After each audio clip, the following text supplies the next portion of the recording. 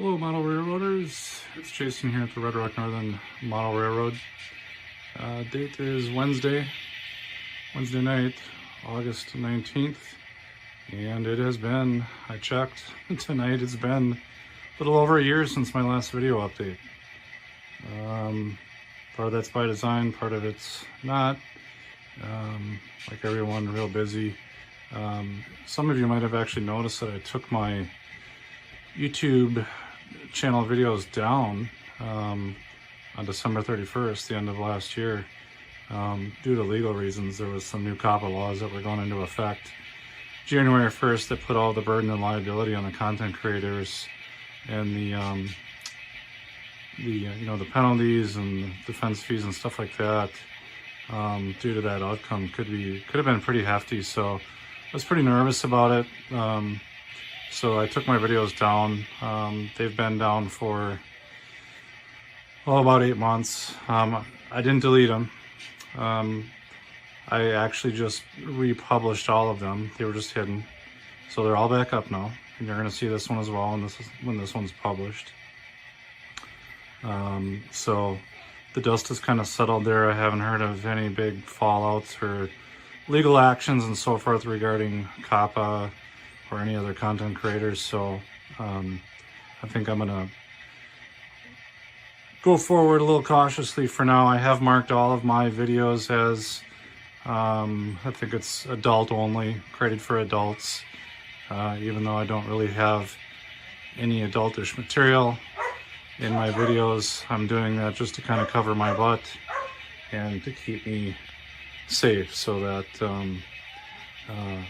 any children that come along to my site, if they're under a certain age, they're actually not permitted to view my videos, and that's for my own protection, and that's for the protection of the children that are browsing the internet as well. So a lot has gone on in the last year. Obviously we've had the pandemic that a lot of people have been dealing with. I'm still working, although I was sent home on Friday, March 13th, and I've been working at home permanently since then. One would think that I would have had a lot of time to work on the layout. I just haven't really made it a priority, so I'll go around the room and look for some updates since the last video was posted. But suffice to say, I haven't been working a lot in the train room, spending some time outdoors. Got into RC airplanes a little bit, still into that, so kind of sharing my time there. But I did get into the railroad room recently, and spent a couple of days in here just kind of working on odds and ends, trying to re-spark the interest and move towards trying to complete the scenery. That's really where I'm at right now, is getting this layout scenic. So it's not anywhere close to being done. But let's go ahead and take a look around the room. Some things that I've done recently, some things that are new actually since the last video, which was August 2019. So I believe this road here in Granite Creek, I'd gotten in, made that out of spackling. And I actually had one coat of paint on that. You could see some white material showing through. I've actually put another coat of paint on this, and I'm calling this road, at least the asphalt portion of this road is finished. We'll get some lines on there, for the folks of Granite Creek. Haven't figured out how I'm going to kind of finish this scene and terminate that road in the back. We got sidewalks here that are just kind of roughed in.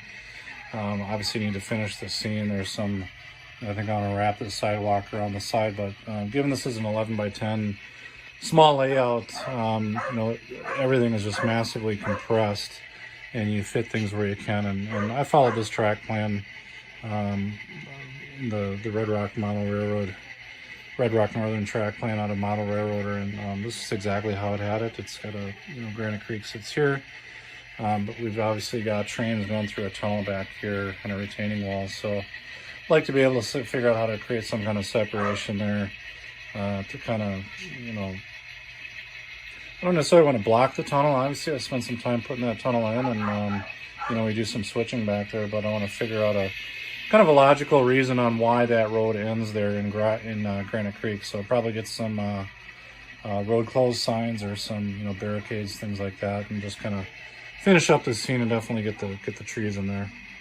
While we're in Granite Creek, definitely still have to get a lot of separation in this area. So this railroad's run as a point to point, and this is actually the end of the line here. So this is the far west end, at least of this railroad. The railroad goes further west through the tunnel, and it goes to railroads further west, and I interchange and all that stuff. But right here is the end of this railroad. Obviously, the yard facility is sitting here, the yard shop, the yard, and so forth. So I need to, you know, my idea was to put, you know, probably a lot of trees here to kind of give some visual separation between this point and this point, because these 2 points here are on opposite ends of the railroad. This is the extreme west end. This is the extreme east end here. So again, just about everything's scenery related in here that I need to finish. Moving eastward, speaking of directions, let's see, I put this road in. I had started this road several months ago, along with the grade crossings. Again, this is another drywall spackling road that I put in, and I've put a couple coats of paint on it. This is the spackling part. Back here is just some black take board. I actually painted while I was painting the grade crossings here. Trying to finish up this road. I actually went ahead and painted the black tag board parking lot for the depot in the back. I'll mask this off. You can see I've got some sloppy overpaint here. That was really by design. I was just trying to get a big old brush down into the into the flangeways of the rails, and I ended up getting paint all over the place. That's fine. I'll frog tape this off, I'll mask it, and then I'll respray it with my camouflage paint, and this track will look good again here. So scenery is pretty easy to fix. More painting over here, since I had the apple barrel asphalt paint out, $1 a bottle from Walmart. I hit this whole area here. Again, this is black tag board. It was actually getting kind of pretty slopped up, from a lot of scenery work. So I hit this with the asphalt paint. It looks sharp now. I'll get some parking lines in here for a gruesome casket. I think right here, this is the road going in. Okay, so we're standing, in a major interstate or road or something. And the road comes here, kind of terminates. You can go, well, I guess it's a dead end. You can go left into gruesome casket. You can go right into Prairie Co-op if you work there, or if you're a truck driver there.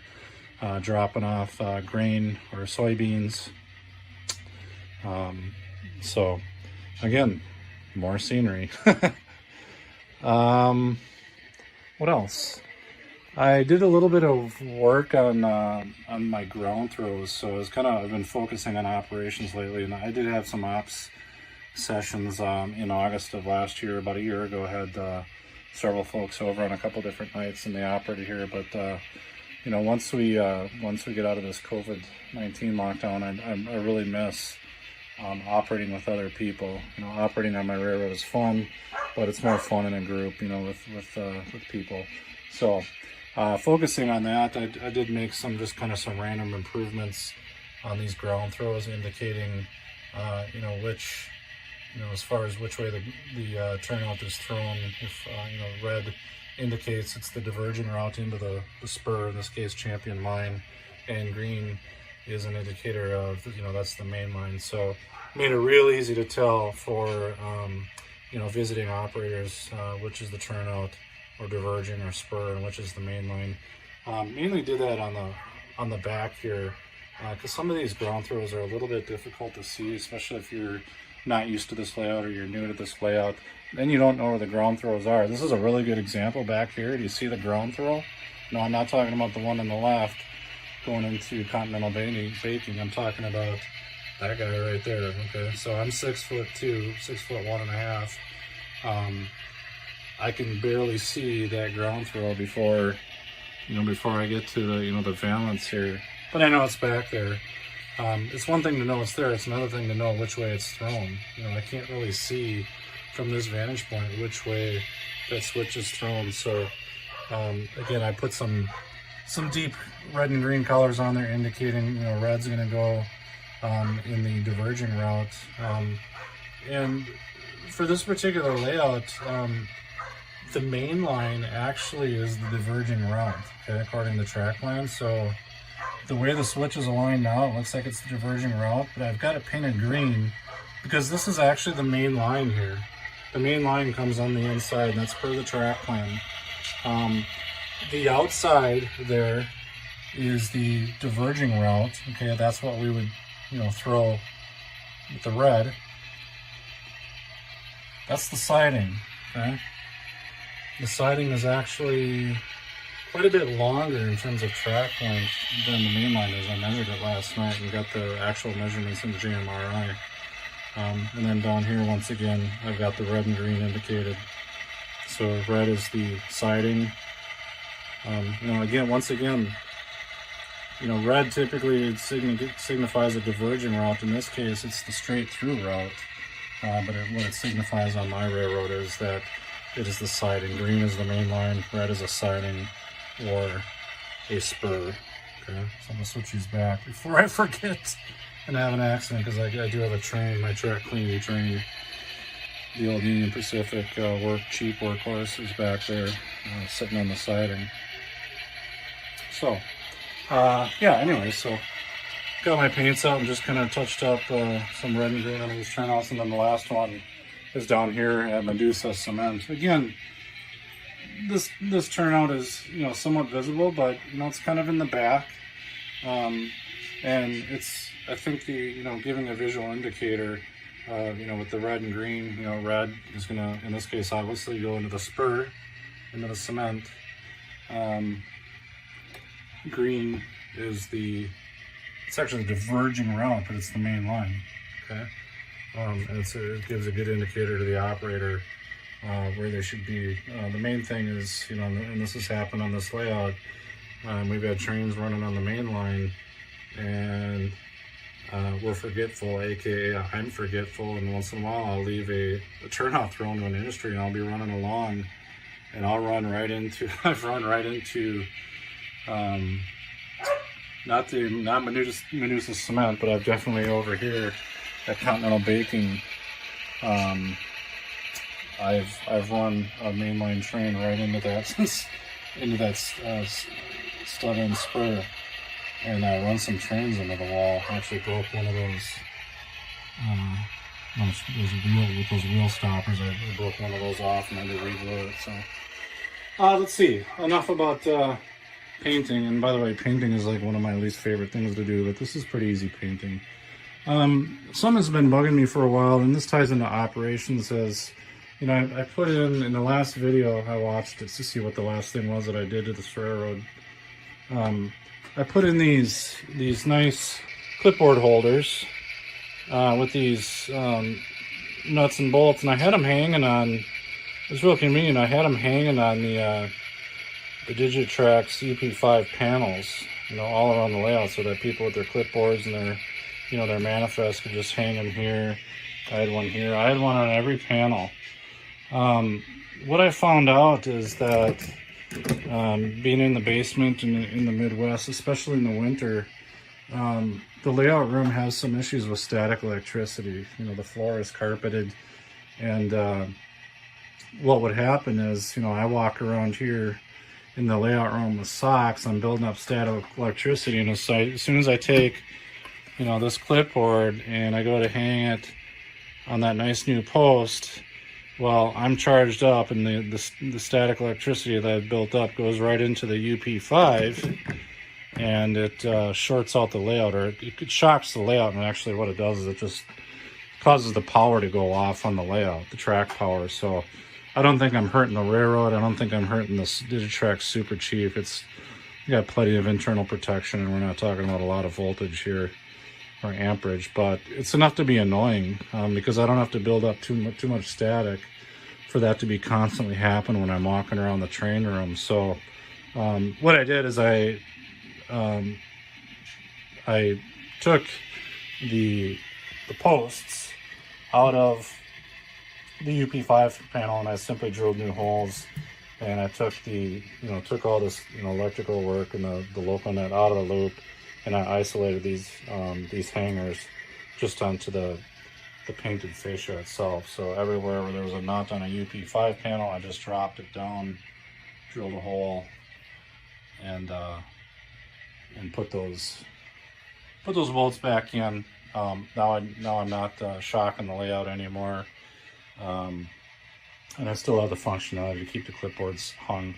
Another thing that I did was I found that hanging up these clipboards is nice, but when you've got work to do, let's say my clipboard is down here.